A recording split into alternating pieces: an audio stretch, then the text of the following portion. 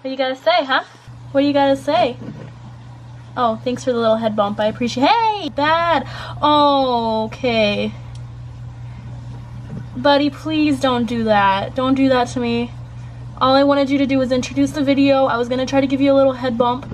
Okay, you're swallowing my finger and I can feel your tooth. Please stop. Don't buy hermit crabs. Hermit crabs are bad to own. Thank you for watching. That's the video. I like to make my videos fun, and that's why I'm worried about this one. I always get nervous making these kind of videos because they aren't fun. They're more of sit down and listen, okay? Like that. It never comes across well. But I'm gonna do it again.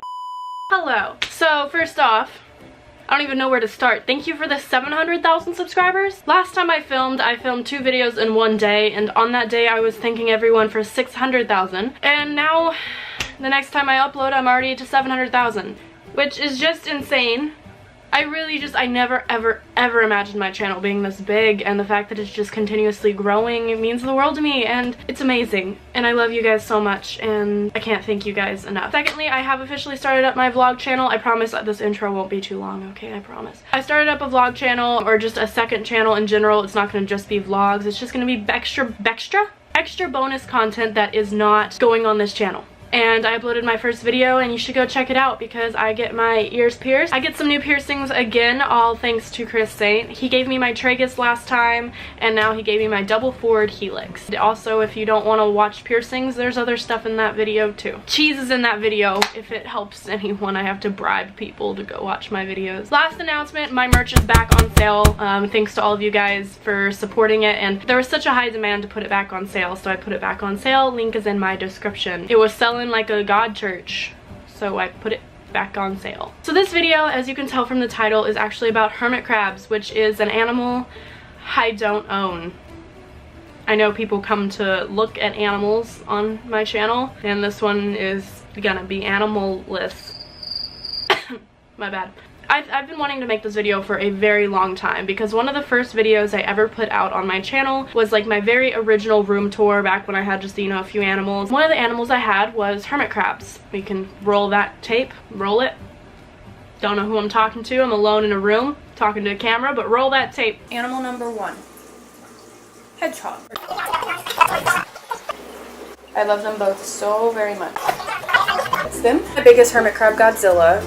He's about the size of the palm of my hand, a little bigger. There's this hermit crab. I have 4 of them. Yeah, so first of all, my hermit crabs weren't in the proper conditions that they were supposed to be in. That's a whole other thing I'm going to get into in a minute. But second of all, I decided I hated owning hermit crabs and that I didn't want to do it anymore. So I found a wonderful home for them, and from as far as I know, they're still alive to this day. I couldn't take care of them anymore because I didn't feel comfortable based on what I had learned about hermit crabs. So I'm just gonna get into it in this video about why I personally don't own hermit crabs and why I don't recommend them for someone looking for a pet. Why they are awful pets for children. Like, I know a lot of parents just go out and buy their kids hermit crabs because they think, oh, good first pet. No. If you do own one, if you are a kid watching this, because I know a lot of kids comment telling me, oh, I got a hermit crab. Obviously, I'm not telling you to give it away. I'm not telling you you're bad for owning them. I had them too. Just try your best to give them the best possible care, and I hope this video kind of helps you open your eyes and helps you take care of them better. So here are 10 reasons why I think hermit crabs suck as pets. Just a warning, animal cruelty warning, I guess. If you don't like hearing things that are bad about animals, like abuse that they go through, this video has a little bit of it. Just wanted to warn you.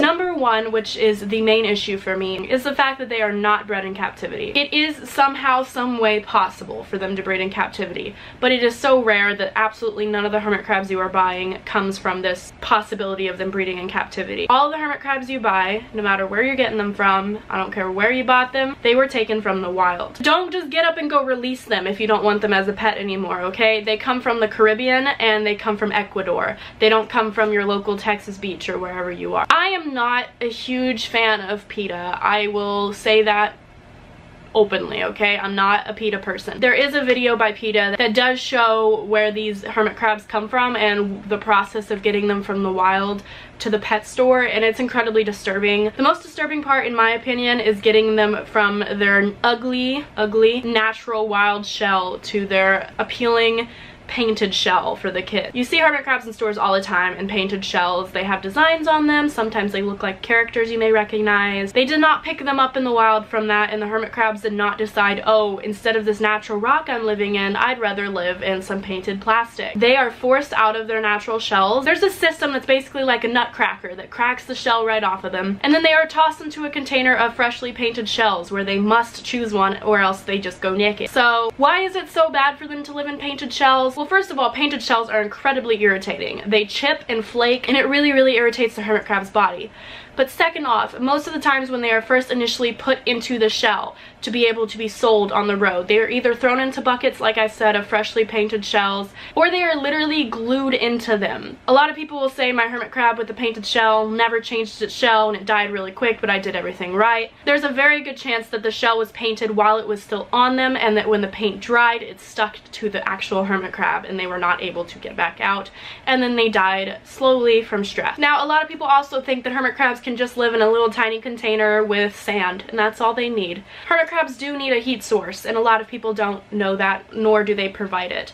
I recommend a under the tank heater, and even a basking spot wouldn't hurt them. One side of the tank needs to be at least 80 degrees, and then the other side can be their cool side, which can be, you know, like 76 or 75 degrees. It is very important that they at least have half of their tank be 80 degrees. Another reason they don't make good pets for kids is because of the humidity that is important in a hermit crab's life. Their cage needs to either have some kind of humidifier, or it needs to be misted down multiple times a day, which your child may not want to do. Their cage really does need to reach about 70 to 80% humidity twice a day. Fourth reason is you can't just throw some tap water from your sink into their cage and just think that's all they need. They need 2 deep dishes that they're able to get in and out of easily, one that has salt water and one that has fresh water, but the fresh water needs to be purified. They can't have tap water. The impurities from tap water get lodged into their digestive tract and build up. Basically, their body gets filled up with chunky rocks and then they die. Sixth reason is because you can't just throw in like calcium sand in their tank and that they're good.